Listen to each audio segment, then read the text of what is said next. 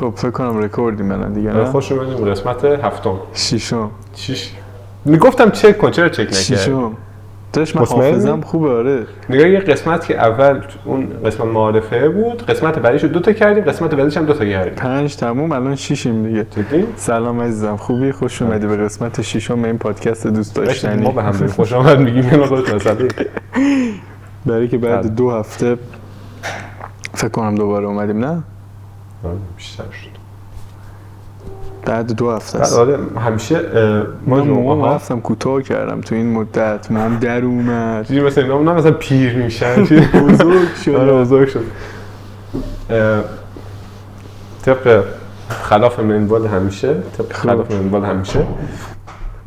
که همیشه جمعه ها میگیریم. امروز چند شنبه ایم؟ امروز سه شنبه. ساعت چنده؟ ساعت مهمه. 11 شب. سلام. خسته الان این پادکست امروز که 14 17 میره دیگه. داغ‌ترینشه، یعنی تا الان انقدر داغ نبوده دیگه. الان اینجوری داغش بود. پادکست قبلی خب 2 تا قسمت شد، بس من آی کانتکت بکنم. خیلی افتضاح. وسط کار دوربین یک دفعه آف میشه و باتری نداریم. به خاطر این پادکست قبلی کلا نصفه بود. من حاجی باورت میشه وقت نکردم. من 400 بار توی پریمیر نگاه کردم ولی توی یوتیوب هیچ کدوم از پادکست‌ها رو نگاه نکردم. باز داری همون قضیه رو درست میکنی که چیزی میخوای مردم نگاه کنن که خودت نگاه نمی‌کنی. با من حالا به هم میخوره دیگه، توی چیز میبینم توی پریمیر میبینم. خب من حقیقت خیلی کار داشتم، جدیدن دارم 2 شیفت فعلا کار میکنم. سلام. تا ساعت 10 شب پاره شدیم دیگه. خلاص ساعت 11 شب هفته گذشته خستگی با این تیپ و قیافه اصلا حرف نزن. هفته گذشته چطور بود؟ هفته گذشته اگه جواب سریعی نداری من بهت بگم هفته گذشته چطور بود. امروز صبح میتونم توضیح بدم، چون امروز اصلا کلی اتفاقات عجیب غریب افتاد. از صبح داد. حالا بذار من هفته گذشته‌مو بگم. هفته گذشته من این بود: یه چیپ بده دود کنم بره یادم امه فرمونه دستم نیست. ببین کل اکسپلور من دورچی و رفیقاش جلو میکروفون داشتن آهنگ میخوندن هفته پیش. من واقعا اصلا نمیتونم فاز دورچی رو درک کنم. ندیدیش؟ اصلا نمیتونم دورچی رو درک کنم. باز خواننده مورد علاقه من. آره میدونم اینو، ولی من نمیتونم درکش کنم. به همین میگن تضاد. خواننده مورد علاقه منو نمیتونی درک کنی. ببین من خب کلا چون بیشتر به وایب آهنگا دقت میکنم تا اینکه چی داره میگه، با اینکه چیزایی هم که میگه به نظر من خیلی باحاله. ترجمه تو فرق میکنم دیگه، به چیزایی که داره میگه توجه. نه من اصلا میذارم آهنگو مثلا تو باشگاهم تو راهم فقط هد میزنم میگم فرمونه دستم نیست و اینو نگه دار. برگردیم به این قضیه موسیقی. یک چیز من میخوام بگم. بگو. این اولین قسمتیه که نور اد کردیم بعد این هم مدت. خب بازم قرضی، یعنی نه دیگه مال خودمونه. مال خودمونه، مال گروه دیگه، دوربین و اینا مال گروه دیگه. آره دیگه. آره. بعد اتفاقی که افتاد اینه که همیشه تا حالا با نور محیط میگرفتیم، دست کم نیست. الان با نور خودمون داریم میگیم. الان آره دیگه، الان همیشه هایکی میگرفتیم، الان لوکی داریم میگیم، طرفم چیز داریم پردازی. یه چیزایی فارسی صحبت کنم ما هم بفهمیم داداش. اگر جابجا نگم، چون خودم همیشه این دوتا رو با هم قاطی میکنم. خب هایکی یعنی که نور محیط هست، توی نور پردازی انجام میدی توی اون محیط. خب لوکی یعنی این شرایط، یعنی کلا همه چی رو آف میکنی، فقط نوری که خودت گذاشتی. با نور خودت چیز میکنی. آره. من پلیلیست که نه چی میگن؟ تو دو لیست میگن، نه تو دو لیست هم نیست. همین لیستی که چیز کردیم که صحبت کنیم از قبلی آپدیت کردم. خب از قبلی تو داشت یه لیست درست کردی فکر کنم واسه 50 تا اپیزود آینده. دهنت سرویس واسه 50 تا اپیزود آینده. اینا هم مال اپیزود قبلیه بود که نصفمون. داداش من مگه تو 40 ساعت می‌خوای اپیزود بزنی؟ دیگه حالا بالاخره اون داداش بخوام از رو بخونم نیم ساعت طول می‌کشه. بذار قضیه نورا رو بگم خیلی بود. اومدیم آره از نورنگار خریدیم. خب فروشگاه معتبریه دیگه. اومدیم حالا نمیخواد بگی از کجا خریدی؟ نه اتفاقا بذار بگم. جدی؟ آره.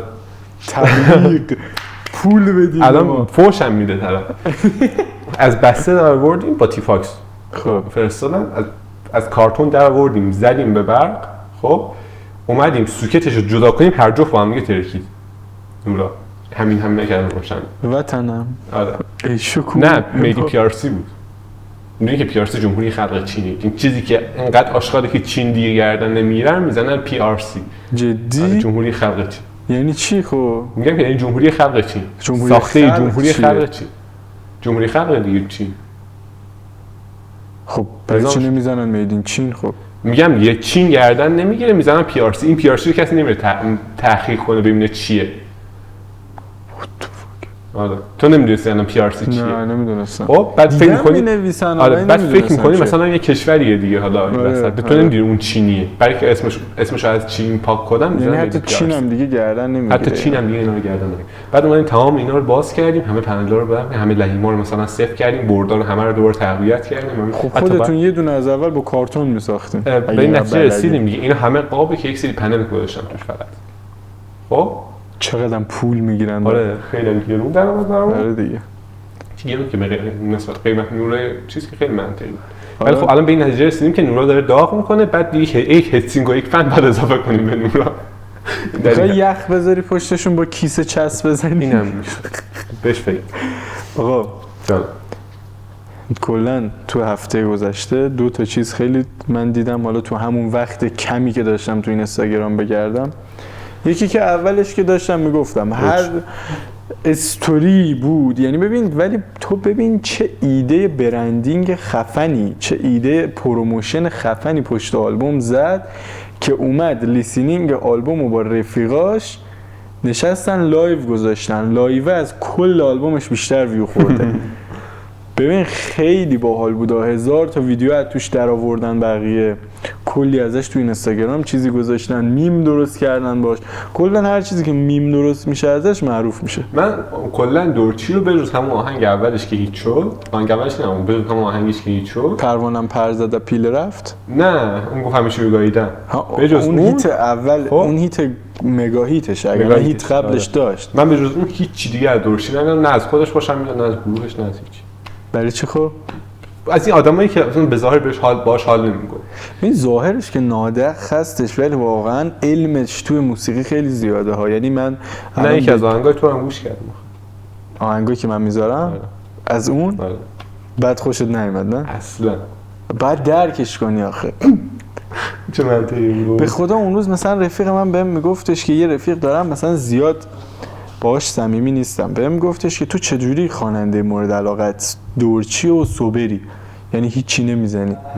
میگفت ما این دورچی رو میذاریم میشینیم آره 4 تا چیزم میزنیم میریم رو فازش تو میری تو باشگاه دورچی گوش میکنی واقعا دیوانه ای. حالا نمیدونم اون که راست گفته ولی راست گفته. یک چیز من تو چیکار داری با این پشت صحنه ها میکنی همش کپی رایت میخوره. به آخرین بار چیز شد دیگه خب اصلا قضیه اینه که کسی نمیدونه پشت صحنه چیه.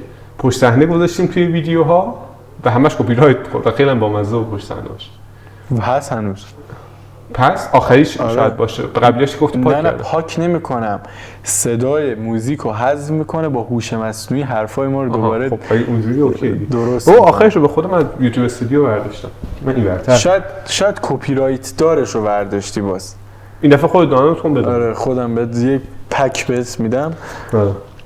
و این که فکر کنم الانم داره دوربین دیگه هم خاموش میشه همینجور بگویی داریم دوباره همون دوربین که اون دفعه آف شد تو شارژ کن اینا رو قبلی که بگیریم. خب سر پروژه بوده خب همین الان ای بابا. خب آقا برو راجع به چی می‌خواستی صحبت کنی؟ سربازی دخترها. این چی بود من دیدم ببین خیلی اصلا خیلی باحال میشه این قضیه. آقا باحال چی همینجوریش ما داریم خودمون سر سربازی پسرا پاره میشیم بعد اینا اومدن به جایی که مسئله ما رو حل کنن میخوان یه دیگه بدترش میکنن. تو فکر کن مثلا دختره بره کلاش بگیره دستش کلاش از هیکل اون بنده خدا 50 کیلو سنگین‌تره. برن دخترا مرد شن. دخترا مرد شن.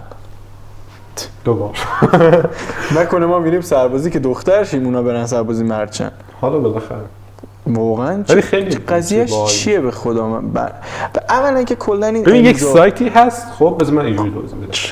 یک سایتی هست که میرن یک سری کارزار توش ثبت میکنن. بله. و یک سری آدم بیکار میرن کارزارها رو امضا میکنن. بله. خب که مثلا دارم میگم فلان اتفاق تو کشور بیفته. خب و هیچ به هیچ عمل نمیشه. یک دونش اگر کار کرد هر چی دوست داری به من بگو، هر چی دوست داری به من بگین، اصلا هیچ کنش کار نمیکنه. داداش تتلو رو آزاد کن، نمیدونم ایران رو ول کن، بعد دیدی نوشته ایرانی بس کن، کارزار ایرانی بس کن، 100,000 تا امضا خورده بود بس کردن ایران. حس میکنم کلا مسخره کردن. حس میکنم کلا سایت نباید بذاره هر کسی هر چیزی که میتونه رو ثبت کنه. داره به شعور خودش بی احترامی. بس سایت رسمی و دولتیه ها، یعنی سایتی که مال اصلاح طلبایه. بعد این قانونا رو مثلا چالش میکنن و نمیشه. هر چی در میان داره بدتر میشه. میگی ایرانی بس کن، الان چجوری میخوان اجرا کنن؟ و 100,000 تا چیز امضا خورده. من نمیدونم چرا. من چی رو بس کنم؟ زندگی رو بس کنم؟ نمیدونم. دیگه زندگی نکنیم دیگه. زندگی نه. به خودت سم خالص. این یک چیزی من دیدم کنار موچه آبی یک چیز بود، یک پارکینگ بود. یک پارکینگ 7-8 هزار متری دقیقشو نمیدونم. اون داره میشه فاز جدید موچه آبی تو مشهد رو دارن میسازن. آره خب خیلی باحاله. و فکر میکنم اینو من از خودم دارم میگم، نمیدونم، فکر میکنم که اگر این ساز برنامه بشه، چون 7-8 هزار متر فقط همون پارکینگ بوده که الان داره تبدیل میشه به چیز، به پارک آبی.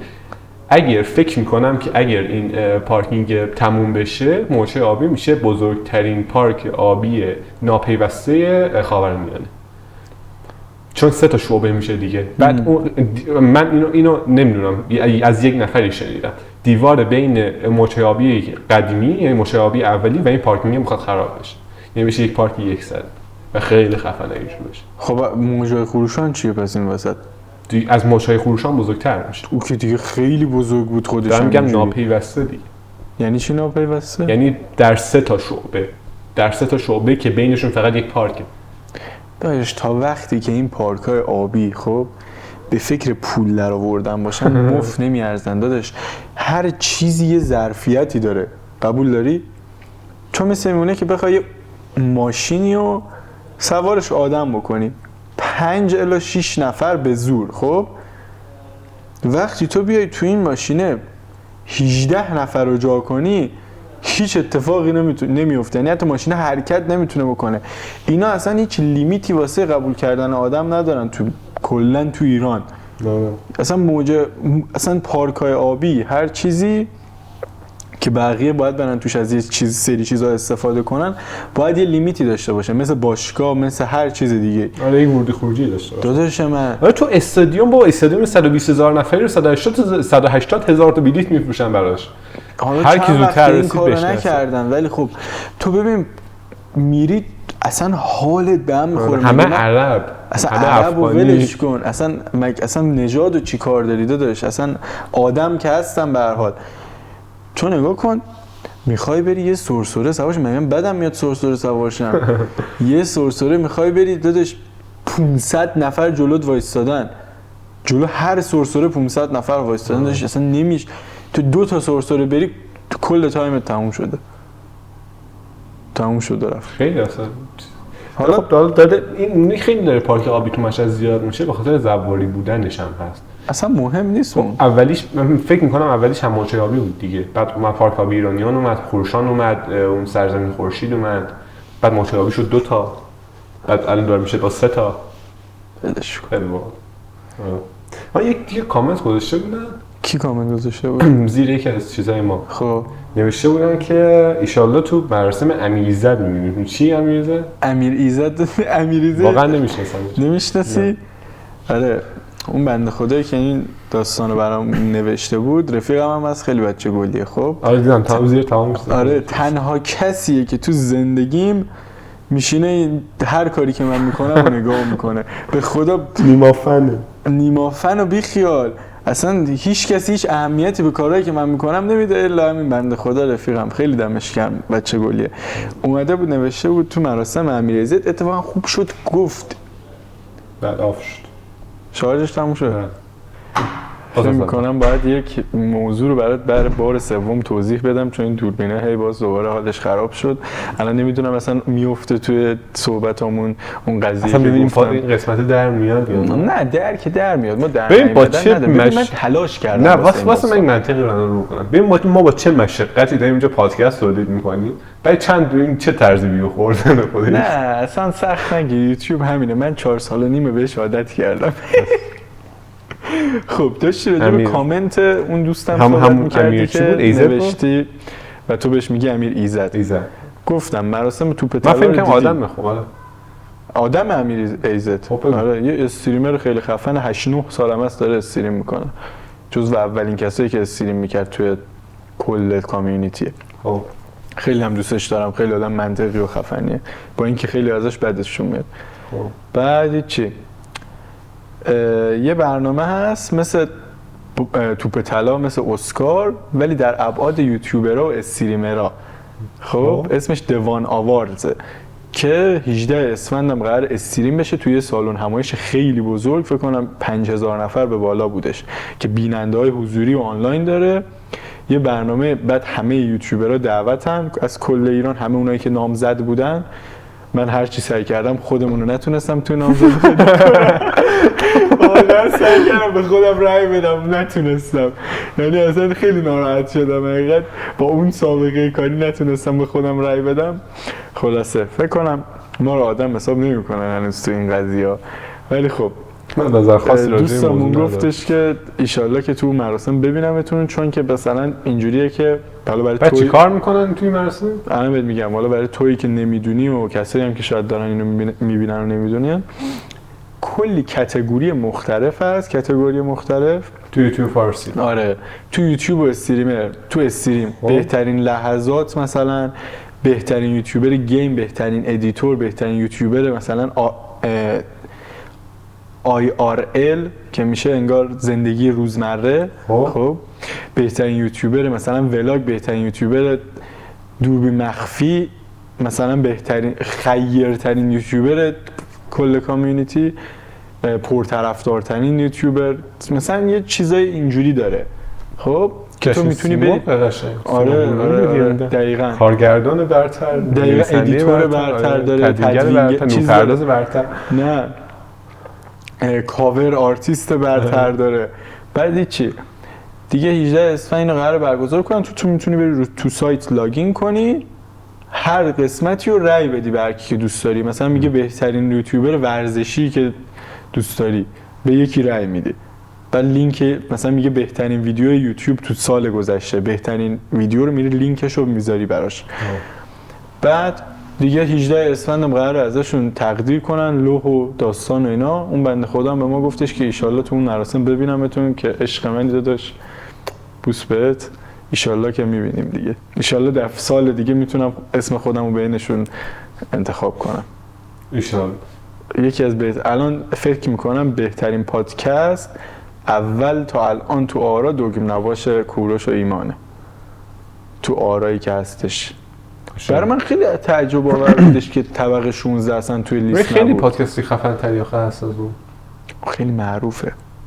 توش پادکست فارسی نداریم 300 کا ویو بخوره، هیچی، مگه که بازی‌ها مثلا بیشتر ویو بخوره. بازی‌ها خیلی، بازی‌ها پادکست نیست، رسما برنامه‌ایه، مثل پادکست در اصل. بازی‌ها اصلا امروز بازی‌ها با محسن لرستانی اومد. داداش چی میزنی؟ از بزرگترین چیزایی که علیزیا داره و داره یه کاری میکنه این پادکست ترکیده در حد دوگم نباش. باور میشه تو بازی هم توی چیز نبود، تو کاندیدا فکر کنم نبود باشه، اصلا ثبت نام نکرده کنه. نه ثبت نامی نیستش، معروف باشه میتونی رأی بدی. مثلا مثل ما اگه منفور باشی نمیتونی بهت کسی رأی نمیتونه بده، کلا نیستی اون تو. ولی خب آره داشتم میگفتم بازی‌های اصلا علیزیا کل کریر پادکستشو داره رو کانکشن میاره بالا. خیلی آدم خفنی رو داره میاره. محسن لرستانی، حسین تویی که البته آدم خفنی نیست، ببین شایع پوری، نمیدونم خیلی آدم خفنی تبدیل به یک علی زیا، تبدیل به یک مافیا شده.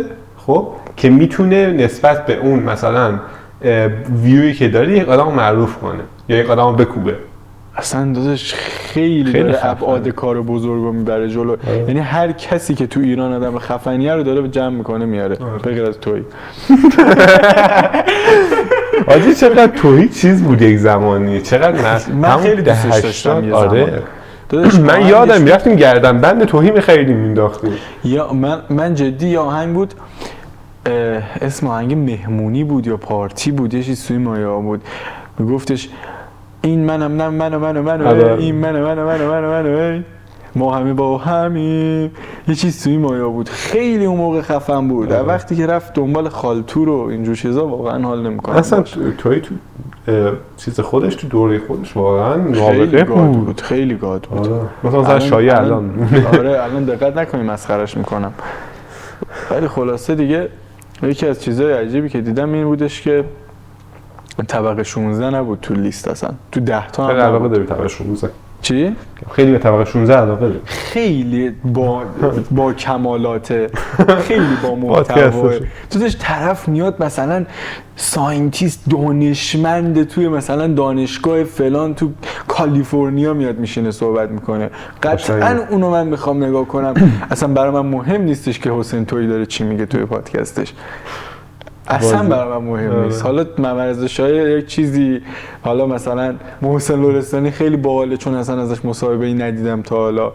محسن لرستانی خیلی از اینا که تو سایه حرکت. رضا علیپور خیلی خفنه، دوست دارم ببینم چی میگه. ولی خب داداش ولی میدونی من اصلا بیشتر با کی یاد کردم؟ با کی؟ یک پسری بود تو چیز بود، بذار یادم بیاد، رپره که بر مادرش میخوند، مادرش آشنا. آره من اصلا بیشتر اون دوست داشتم. من اصلا فکر می‌کردم علیزیاد چیز باشه، چی بهش میگن، فکر می‌کردم با صدا سیما و اینا کار میکنه، دولتی باشه. کار میکنه. خیلی وقت بازی داره تولید میشه. میدونم الان میگم وقتی که اینو ببین کل یوتیوب و محتوا ساختن اینه. خب شبیه سوراخه، تو باید سوراخو پیدا کنی انگشتتو بکنی توش. کاری که پوتک کرد، کاری که زیا کرد، کاری که خیلیا کردن. اون داشت 2 سال پادکست درست میکرد، هیچکی نگاه نمیکرد. گفت چیکار کنیم چیکار نکنیم. داداش من که معروف هستم، بذار یه پیام بدم به اینایی که برای من ریپلای میزنن تو اینستاگرام. سلام شایع جان، از شایع هم معروف شد دیگه اولیش. من یک پادکست درست میکنم، امیدوارم بتونم شما رو داشته باشم. پولش بود، کانکشنش بود، تموم. استفاده نکنی احمقی. غمش هم نبود طرف. پوتک هم اولاش همینجوری بود دیگه. تو الان برو تو کانال پوتک، با بابا بزرگ من فقط ویدیو نداره. هر کی که معروف میشد و برمی داشت می آورد تو کانالش، از نمیدونم خامه میغولی و کیک میغولی و نمیدونم دیگه واقعی یا کیکو تا دیگه مدگل بگیر، از هر کی. تتلو رو فکر کنم به یه جایی برشه بود، آورده بود، یه کاری باش کرده بود، آهنگ داد باش. اصلا رضا پیشرو بیار، تتلو بیار، فقط مونده سورنا رو بره بیاره. نمیاد اصلا. آدمای سبک که اصلا نمیتونه. تنها کسی که آدمای اینجوری سنگین و قدرتمند واقعا نمیتونه بیاره. سنگین و قدرتمند. سورنا ولی سورنا آدم واقعا چیزیه. یعنی مثلا تو سورنا رو واقعا نمیتونی مثلا با خلسه چیز کنی بذاری کنار. ببین خلسه هم آرتیسته، خلسه هم شاعره، نمیدونم آشنا هم هست. همه کسایی که مینویسن شاعر حساب میشن. خب ولی که چرت مینویسه اصلا مهم نیست. نه مهم نیست که چی مینویسه، مهم اون ارزشیه که برای خودشون ایجاد میکنن و پاش وای میستن. برای مثلا شایع ارزشش رو این درست کرده بود که من فقط واسه کسایی که تو خیابونان و آدمای بدبخت زخمی سختی کشیدن میخونم که تقریبا تمام ایران در بر میگیره. آره مثلا آهنگ نمیدونم میگفت تو خیابونا بودم با پولا بودم. این ارزشی بود که شایع برای خودش گذاشته بود و داشت توش موفق میشد. تا کجا؟ تا اونجایی که به پول رسید دیگه نتونست از اونا بخونه، رفت یه آهنگ داد نمیدونم ولی هنوزم منم با پاچم کنی آهنگ دامبولی داد. هنوزم خفن چیز شاید. ولی خب ببین اون که پاشو گذاشت رو ارزشش واقعا اشتباه کرد دیگه. پاشو چی گذاشت؟ پاشو گذاشت رو ارزشاش. پاشو گذاشت. فکر کنم پاشو گذاشت. نه دیگه. ببینی؟ ما باید جمع کنیم کم کم. نه ها؟ الان برنده شکست ایسالم زور احساس کردم. من این صحنه اون خودش پشت صحنه میراموزی میکنم. داشتیم چی میگفتیم؟ ها دیگه فکر کنم شایعه تموم کرد باشه. آره بس داشتم میگفتم میگه آره فرقش با علی سورنا اینه که اون پا میذاره روی ارزشایی که برای خودش گذاشته بود، علی سورنا نمیذاره. الان مثلا اگه علی سورنا بیاد یه آهنگ دامبولی بخونه قطعا هر چی ساخته دیگه تموم میشه. ولی یک چیزی رو من خیلی دوست دارم، نسل جدیدی که از موسیقی داره میاد خیلی بهتر نسلی که الان وجود داره. متوجه نشد چه توی پاپ باشه، چه توی رپ باشه، چه توی هاپ باشه، منظورت چیه؟ این نسلی که الان دارن میان روی کار خلاق‌ترن قطعا دیگه. اصلا خلاقیتشون به یک کنار. کلا مثلا نسل سنگین‌تری هم هستن نسبت به میگم همون قضیه ارزش دیگه، یه چیزی رو برای خودشون مشخص میکنن همونو میرن جلو، یعنی نمیپرن از این ور به اون ور. مثلا یه روزی دامبولی بخونه، یه روز احساسی بخونه، یه روز جامعه بخونه، مثلا بیاد یاس الان بیاد آهنگ پارتی بخونه، تا الان هر کار کرده از بین رفته. هر چی نخ درست کرده چی میگم پنبه میشه. آره هر چی رشته کردیم پنبه میشه. ها تموم شده رفت. خوش بگذار. خداحافظ. خدا نگهدار. مثل 5 دقیقه 10 دقیقه دیگه. آره. همه بازیگری دار. خوشحاله. لیست هم بده دیگه خب. لیست بده. چی میخوای؟ چی میخوای؟ انده فکر میکنی که پروگرام SMS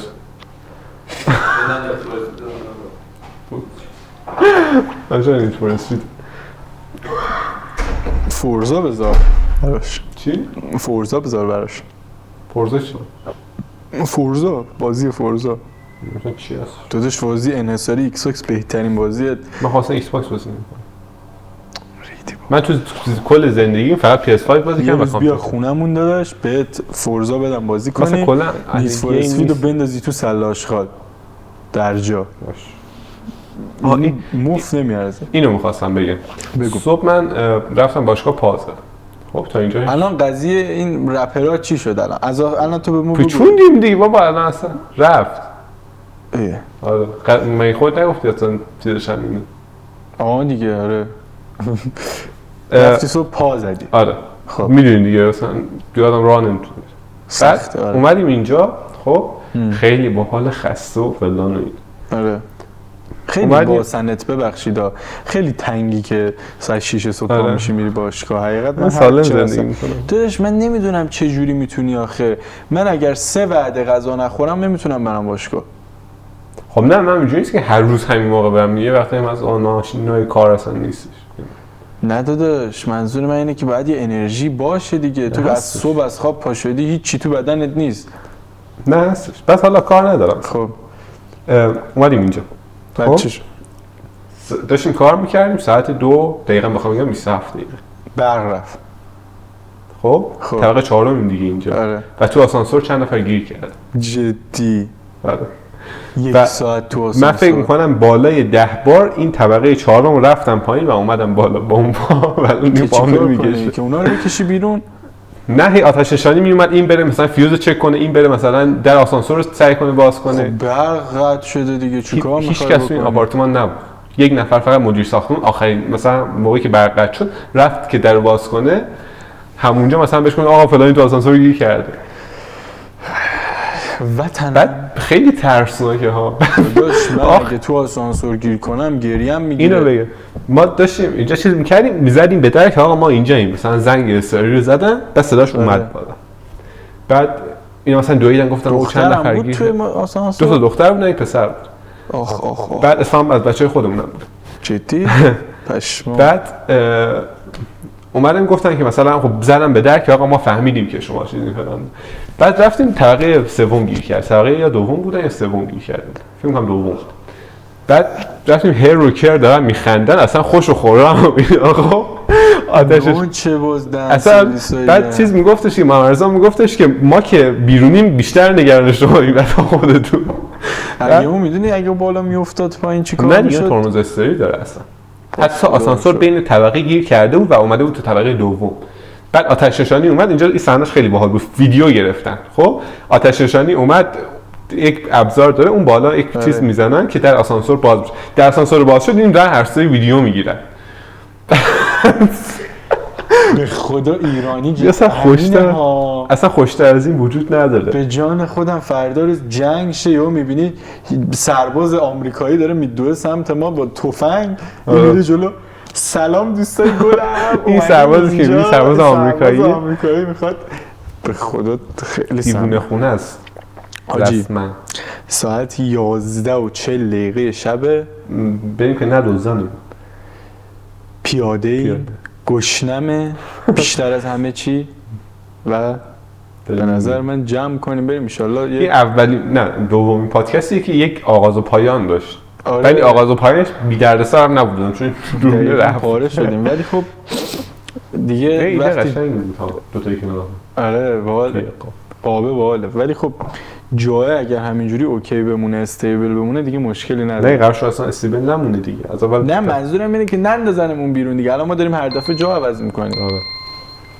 زنگم خورد گفت بریم دیگه. خوش جمع خدا نگهدار.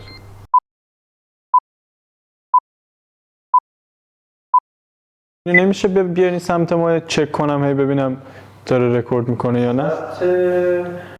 دست خوش. هم راه اولیه است. خبری خوشی برای شما دارم. سیکتی کن. یه چیزی بگم. صدا که داره ضبط میشه الان صحبت کنیم.